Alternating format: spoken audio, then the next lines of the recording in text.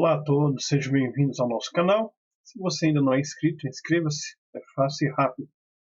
E não deixe de marcar o sininho para receber novas notificações toda vez que postarmos um vídeo ou tivermos uma programação ao vivo. Compartilhe com seus amigos, familiares, com o seu grupo de contatos aí, e para que o nosso canal possa crescer. Estamos falando aí a respeito das disciplinas espirituais, séries de estudos para pequenos grupos, é uma série aí de 17 estudos, onde nós estamos falando a respeito da disciplina. Caso você queira esse material, você pode estar pedindo aí para o diretor do pequeno grupo, ou se preferir, na descrição do vídeo tem um link, basta clicar nele e baixar o material. Com os estudos. Nós hoje vamos aí falar a respeito aí da disciplina da personalidade, estudo 16, e eu convido você a fechar os seus olhos para iniciarmos com uma oração. Querido Deus, querido Pai, obrigado, Senhor, por mais um dia, obrigado até aqui o Senhor tem cuidado de cada um de nós. O Senhor continue abençoando a cada irmão, a cada irmã, a cada amigo e a cada amiga que adentrou esse pequeno grupo. Que eles possam sair transformados. Tudo isso te pedimos em nome de Jesus. Amém, Senhor. Amém. Então vamos lá.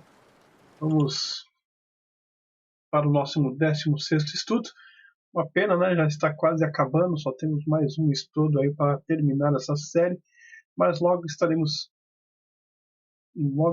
fazendo uma outra série. Aguarde aí. Né? Caso você ainda não tenha assistido os outros vídeos, no final aí do vídeo tem aí a playlist. Você pode assistir todos os vídeos desta série Disciplinas Espirituais. Espero que você tenha gostado. Então vamos lá para o nosso estudo de hoje. 16º estudo, disciplina da personalidade. Hoje vamos falar um pouco aí a respeito da personalidade. O que você, né, que vem à sua mente aí quando você ouve a palavra personalidade? O que você pensa? O que vem aí à sua mente? Qual é a ideia aí de personalidade, né? Alguns, quando falam personalidade, pensam de alguém famoso, alguém que está em constante evidência na mídia, mas o que realmente você vem à sua mente quando você ouve aí a palavra personalidade? O que ela quer dizer para você? Qual o significado dela aí na sua vida? Você sabe o que é personalidade? Para você, qual que é a personalidade mais marcante? O que te chama a atenção? Quando a gente está falando a respeito de personalidade, não é pessoas famosas, mas a respeito da personalidade que define cada uma das pessoas, né? A personalidade ela vai definir quem é, que tipo de pessoa, né? Que tipo de pessoa. Você sabe lidar com pessoas de diferentes personalidades, diferentes opiniões. Né? A gente tem que trabalhar com. Eu sou professor, eu trabalho com diferentes personalidades. E aí tem algumas, né, conhecidas aí: sanguíneo, colérico, fleumático, melancólico, né? E cada um delas tem uma personalidade, né? O sanguíneo, por exemplo, né, baseia as suas decisões nos sentimentos acima de pensamentos reflexivos, gosta de pessoa, detesta a solidão, fala sem parar, é indisciplinado e lhe falta vontade. Para ele, o fim justifica os meios, né? Então, percebam aí, é bem falante, não gosta de ficar sozinho, né? Então, tá sempre inquieto. Colérico. É autossuficiente, é decidido, toma decisões com facilidade, tem mentalidade prática, perspicaz, né? Pouco gosto pela música, fracassa em casa, é hostil, é um pouco hostil, tá sempre aí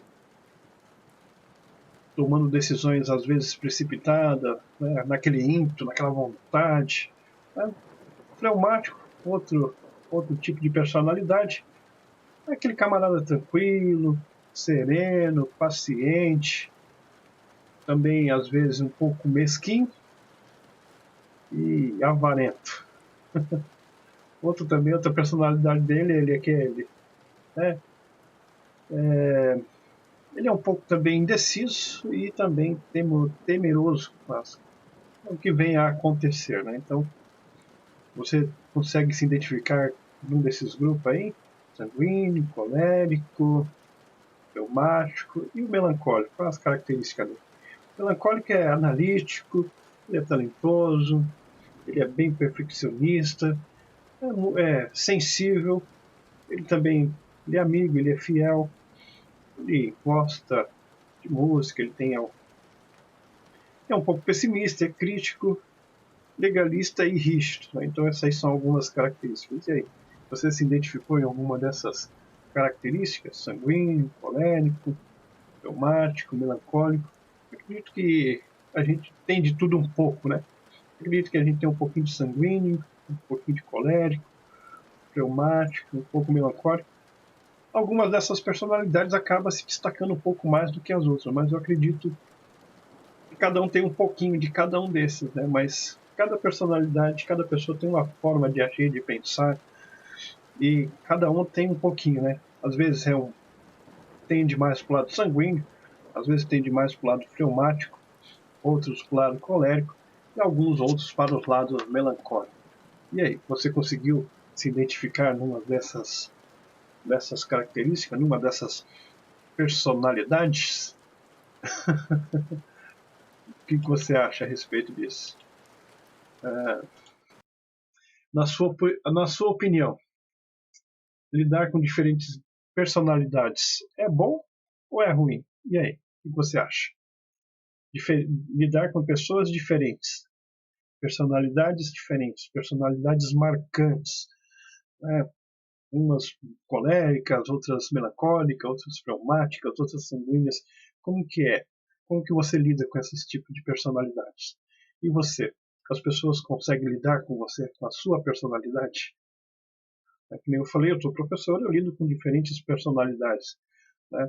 Se eu for olhar assim, num dia de terça-feira que são aulas de manhã até a tarde, são 7 turmas, você multiplica aí por 30, 40, são 280 personalidades diferentes num dia só. Já imaginou? Num dia só, 280 personalidades diferentes, você tem que lidar com essas personalidades de formas diferentes, né? Então, o que você acha? Isso é bom? É ruim? Na sua opinião? Qual seria aí a sua opinião? Discuta aí com o grupo aí, com o pessoal que está aí com você, discuta aí. Lidar com pessoas diferentes, personalidades diferentes. Isso é bom ou é ruim? O que ela acrescenta no meu crescimento espiritual, no meu crescimento como pessoa, como líder? O que isso vai me acrescentar? Ou, ou isso vai me atrapalhar? Qual é a sua opinião? No estudo de hoje a gente vai falar a respeito da parábola do semeador. Interessante que essa parábola fala de 75% de fracasso no evangelho.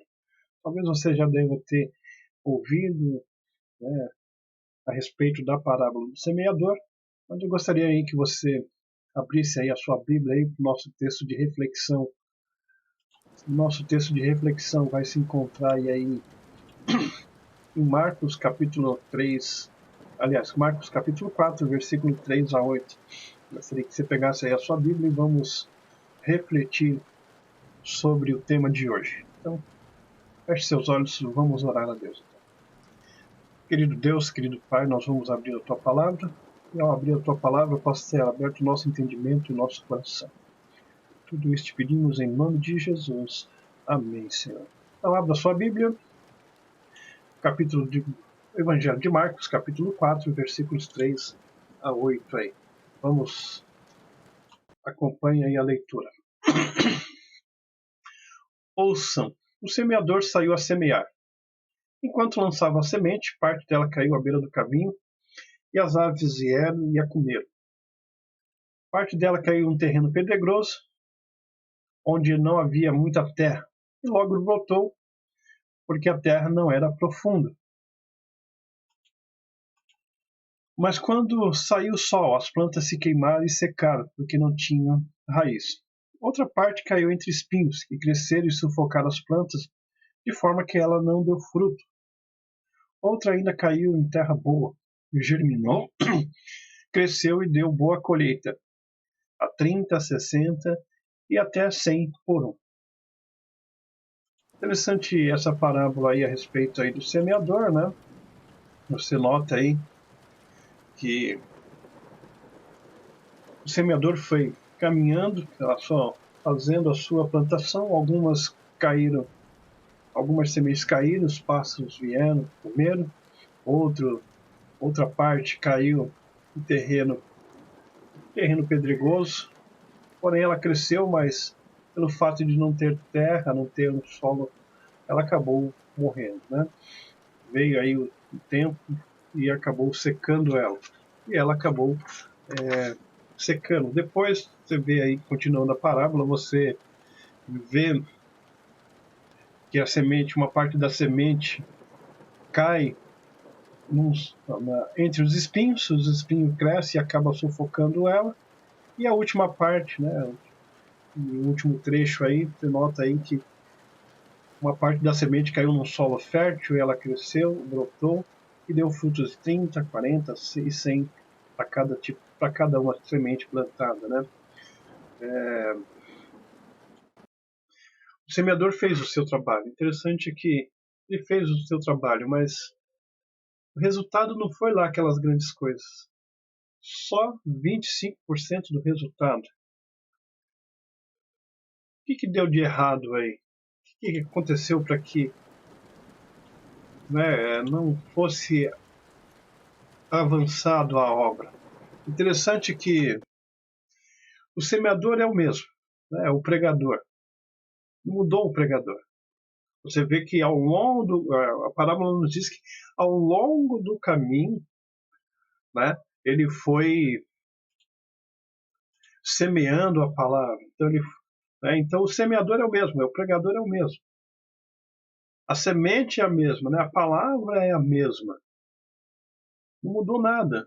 Não mudou a semente, ele continuou semeando. Não falou que ele pegou, a palavra não diz que ele pegou outro tipo de semente. Não, ele falou que ele estava semeando. Né? Ao longo do caminho, né? A forma de semear é a mesma. Mudou. A forma de semear foi a mesma também, né? É lançar semente ao solo. Né? Por que o resultado é diferente? Por que o resultado foi diferente?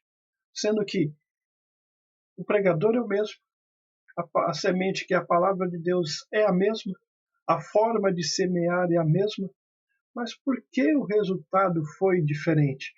Por que deu apenas dos 100% que foi lançado da semente, porque apenas 25% deu resultado?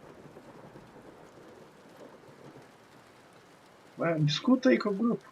O semeador é o mesmo, o pregador é o mesmo, a semente, a palavra de Deus é a mesma, a forma de semear é a mesma.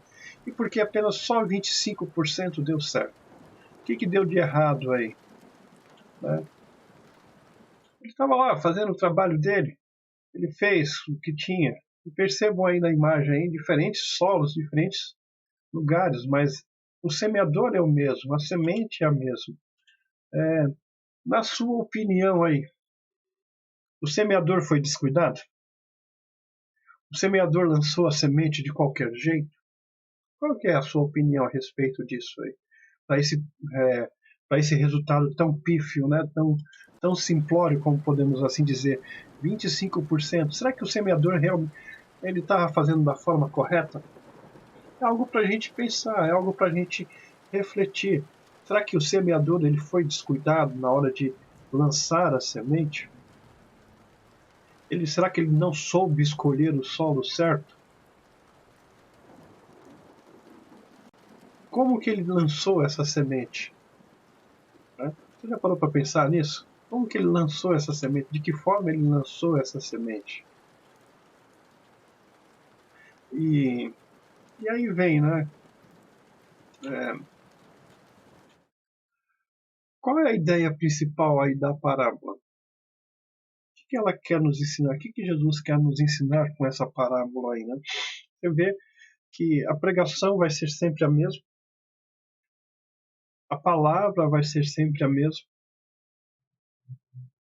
a forma de lançar vai ser sempre a mesma. Então, qual é a ideia principal aí da parábola? Ela quer, ela quer nos chamar a atenção para que devemos nos conformar com o baixo resultado? Ou ela quer nos trazer à tona de devemos buscar novas formas de plantar? O que você acha? Devemos nos conformar com esses 25% de resultado apenas? Devemos buscar novas formas de plantar sem mudar a essência? Eu gostaria que você olhasse umas imagens aí para a gente refletir um pouco. Você conhece essa imagem aqui? Olha só como ela era em 1948 e agora mais recente, né, 2015, 2020 já deve ter uma embalagem diferente, né? Mas olha só, 1948 era uma forma, 2015 já tem uma outra abordagem. Veja esse outro produto aqui. E esse aqui, você conhece esse daqui? 1920, a nossa querida manteiga aviação, 1920, 2015. Hoje ainda tem algumas que estão em formato aí de plástico, né? Vem agora numa embalagem plástica, mas até então ainda tem esse formato aí em forma de latinha, né? Essa outra imagem aqui, curioso, olha só, olha como que ela é escrita em 1932, Nescau. E aí, a partir de 1955, começou a passar a Nescau. Do O mudou para o U, mas olha só, o formato, depois o último aí, 2007, é o que perdura até hoje, né? Não mudou-se mais a embalagem.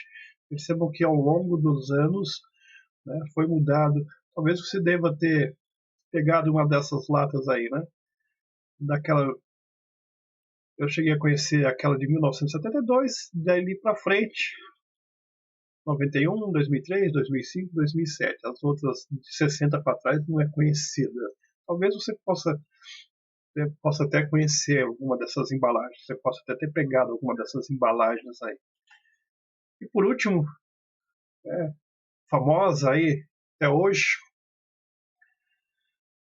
não dá para ver muito bem aí, mas 1899 a 1902, ela era no formato quadrado. Depois 1900, 1916 ainda era um formato meio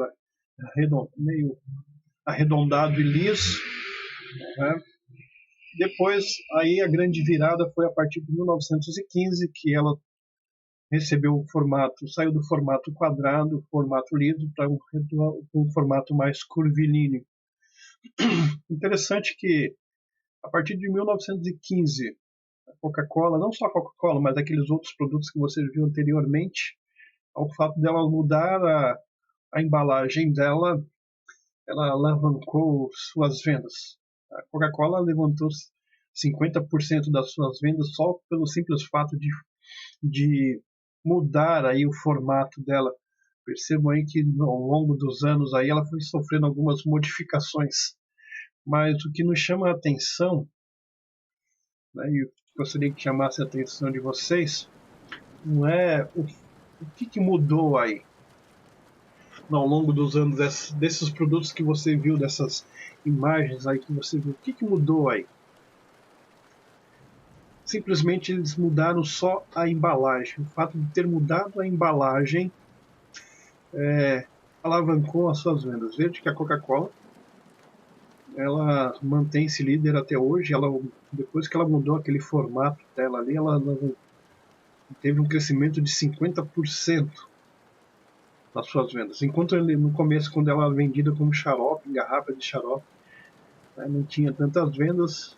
E aí depois, quando ela começou a ser vendida como refrigerante, e aí mudou-se o formato da embalagem, ela cresceu estrondosamente. que essas embalagens têm em paralelo com a parábola que nós estudamos hoje? O que tem em comum aí? Vocês viram que o semeador é o mesmo, a palavra é a mesma, a forma de semear é a mesma, só que os resultados são irrisórios. Essas marcas, o que aconteceu no decorrer dos anos dela? Mudou-se a embalagem, mas o conteúdo é o mesmo. Você vê o Bombril? Ela é vendida numa embalagem de plástico, de papel, né? Depois agora ela vem numa embalagem de plástico. Mudou-se, mas a essência dela continua a mesma. O produto é o mesmo, é o Bombril. Mudou-se o Bombril, ela ainda continua sendo uma palha de aço. O Nescau, mudou-se a embalagem, mas ele aí continua sendo um achocolatado. Né? A manteiga aviação, mudou-se a embalagem, o formato da embalagem, e ela continua sendo uma manteiga. E sem comentários, a Coca-Cola, né? Continua sendo uma Coca-Cola. O que mudou? E a embalagem. E aí eu pergunto, né? Eu pergunto para você, querido, o que é mais importante? O produto ou a embalagem? O que é mais importante na sua opinião? O produto ou a embalagem? Com certeza é o produto, né? Eles mudaram a embalagem, mas o produto não. O produto continua o mesmo. Só que as pessoas hoje compram mais pelo fato da embalagem ser mais bonitinha do que o produto em si. Essa que é a grande verdade, essa é a grande sacada. Por isso que investe-se constantemente em marketing. Muda-se embalagens, muda-se o formato da embalagem para dizer agora é o novo, mas ele continua sendo o mesmo. É que nem um carro.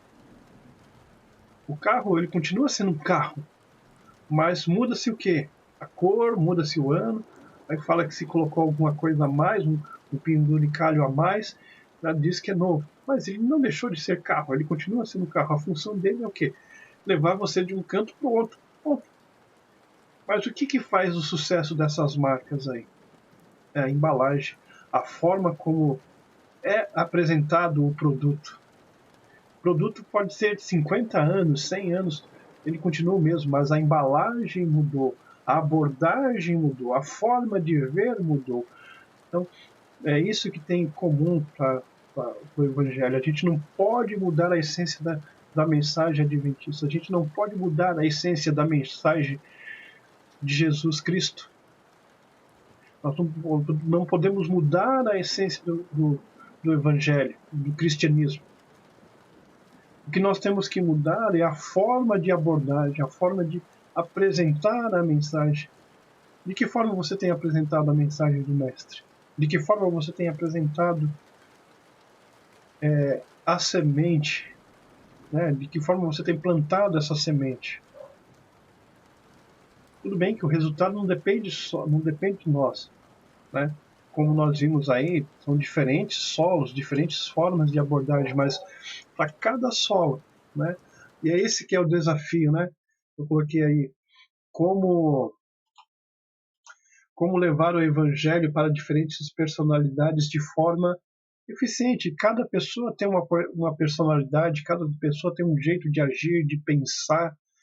E o desafio do cristão hoje é esse: como levar essa mensagem de forma diferente e eficiente, porque a mensagem é a mesma, né? Desde quando Cristo esteve aqui na Terra com seus discípulos, a mensagem é a mesma. Deus é amor. A mensagem não mudou. O que muda são as pessoas. A cada ano que passa, é inventado novas tecnologias, novas formas. E por que não trazer isso para os dias de hoje de forma mais eficaz, de forma mais eficiente? Né? O nosso trabalho é semear. Se a semente vai brotar ou não, depende muito do Espírito Santo. Mas também, de certa forma, depende também do semeador. não lançar a semente de qualquer jeito, estar preparado. Talvez você já tenha trabalhado na roça. Eu trabalhei na roça um tempo. Então primeiro a gente tem que preparar o terreno, né? Separar a semente, né? Escolher que tipo de semente a gente vai plantar, se eu vou plantar laranja, se eu for plantar uva, se eu for plantar alface, eu tenho que escolher que tipo de semente. Então, por quê? Porque para cada tipo de semente há um tipo de solo apropriado. Né? Mas, infelizmente, às vezes nós temos terrenos diferentes, né? Formas diferentes. Então, queridos, cada coração é um solo diferente que precisa ser alcançado para o reino de Deus. Cada coração, cada, cada pessoa tem um solo diferente. Né? O meu coração, o seu coração, a sua personalidade, a minha personalidade é diferente. Mas nem por isso nós vamos deixar de semear. Né? Por isso que eu perguntei para você, o semeador foi descuidado? Não, o semeador não foi descuidado. É porque os solos são diferentes. Ao longo do caminho, nós vamos encontrar pessoas diferentes. É isso que Jesus estava ensinando para as pessoas que estavam ali reunidas com ele e para nós também, né? Ao longo da nossa caminhada, ao longo da nossa jornada cristã, nós vamos encontrar pessoas diferentes, ou seja, nós vamos encontrar solos diferentes. Não é porque o solo é pedregoso que eu não vou semear. Não é porque o solo está cheio de espinhos que eu não vou semear. Não é porque o solo, se eu lançar a semente, pode vir os passarinhos e comer. Nem sempre o solo bom é o solo que vai dar frutos. Né? Mas aqui na parábola diz que o solo bom deu bons frutos. Mas quem disse que não dá para tirar, eu não consiga ter bons frutos onde tem o coração, onde tem espinhos? Se eu for lá cuidar, der atenção, eliminar os espinhos, ter todo um cuidado, o trato de falar, a forma de abordagem, a gente consegue a gente consegue plantar boas sementes. A semente é boa, não é uma semente de má qualidade. A palavra de Deus é uma semente ótima para ser plantada. Mas isso requer tempo, isso requer habilidades, né? Isso requer disciplina. A forma como abordar, a forma como plantar. De repente você pega um solo duro, você precisa entrar com arado, né? Máquinas mais pesadas, assuntos né, mais profundos. Você precisa aprofundar mais para poder encontrar o solo fértil. Às vezes você precisa jogar um pouco mais de água. Lembra que a gente vai ali, não sei quanto já teve oportunidade em Barretos, ali na Arena do Peão, a gente volta e meia tem os camporis, os desbravadores lá, né? E o solo, pensa num solo duro. E você não consegue colocar os spec para poder deixar a barraca segura. O que a gente faz? A gente abre um pouquinho o furinho, batendo um pouco com a marreta, o solo com uma ponta, e aí a gente joga um pouco de água. Vai jogando água, e aí a gente vai batendo, tira o espectro, joga mais um pouquinho de água para ir fazendo o quê? Para ir amolecendo o terreno, para que a gente possa firmar as barracas, porque se vir um vento leva tudo embora. E as barracas elas têm que estar firmadas. E assim, com paciência, né? Molhando o solo, fazendo com que ele fique maleável, para que a gente possa colocar ali os specs e prender as barracas com segurança. E assim é o coração de cada pessoa, né? Como eu falei, cada coração é um solo diferente e eles precisam ser alcançados para o reino de Deus. Todos nós somos filhos de Deus. Você um dia foi alcançado, ou talvez você vai ser alcançado, né? Então, o fruto, quem vai produzir o fruto é o Espírito Santo, mas nós devemos semear. O semeador, como eu disse, ele não foi descuidado. Por quê? Porque ao longo da nossa caminhada cristã, nós iremos encontrar pessoas diferentes. É no trabalho. Quantas vezes você entrou num trabalho novo teve que lidar com pessoas diferentes. É um vizinho novo que chegou, que você tem que conhecer, que vai lidar com você, ou até mesmo você que é um vizinho novo, e aí você precisa conhecer as pessoas que estão ao seu redor, como que é a sua vizinhança. Esse é o nosso plantio. Levar a mensagem, não importa para quem quer que seja, não importa se o solo vai ser forte, fértil ou não, se vai ser pedregoso ou não, nós devemos semear, mas de forma mais eficaz, de forma eficiente, né? Interessante que conta assim uma história aí, talvez você tiver com o livrinho você vai entender, né? Um agricultor, ele estava nos seus últimos dias, seus últimos momentos aí, né? E ele ficou sabendo, ele era ateu, e ele ficou sabendo que o pastor estava ali ajudando ali financeiramente para que ele pudesse se recuperar, mas aí ele viu que não tinha mais jeito, estava prestes a morrer, e aí chamou o pastor para conversar com ele, né? E aí ele falou: só me fale de religião, só me fale de o pastor ainda perguntou se podia fazer uma pergunta para ele. Ele falou: desde que não seja de Deus ou sobre religião, pode fazer qualquer pergunta. E aí o pastor disse assim: tenho que pregar a um bom número de pessoas que cedo ou tarde estarão diante da morte que nem você. O que eu devo falar para ela? E aí o moribundo ali, né, o ateu disse: olha, pastor, pregue a Cristo, fale de Cristo para eles. Queridos, falemos de Cristo hoje, amanhã e sempre, com estratégia e inteligência. Como eu disse, cada coração é um solo diferente e eles precisam receber a semente do reino dos céus. Que você possa ser o semeador e possa fazer de forma, mude a abordagem, mas não a mensagem. Você viu ali as marcas, mudaram a embalagem, mas o produto é o mesmo. Mude a abordagem, mude a forma de falar, de agir, para que possamos alcançar essas pessoas. Alguns são pelo visual, outros pelo ouvir, outras são mais concretas. Encontre estratégias boas para poder alcançar essas pessoas para o reino de Deus. Vamos orar então? Querido Deus, querido Pai, obrigado, Senhor, por mais um dia, obrigado por a lição de hoje, que possamos ser o semeador e usar estratégias, nos ajuda a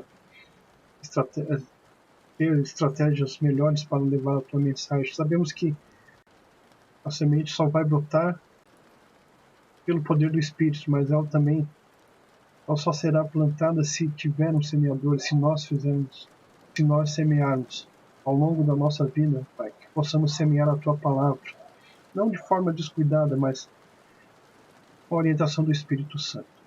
Abençoe a cada lar, a cada família que é representada, a cada amigo e amiga que adentrou esse pequeno grupo, que ele também possa ser um semeador da tua palavra. Tudo isso te pedimos em nome de Jesus. Amém, Senhor.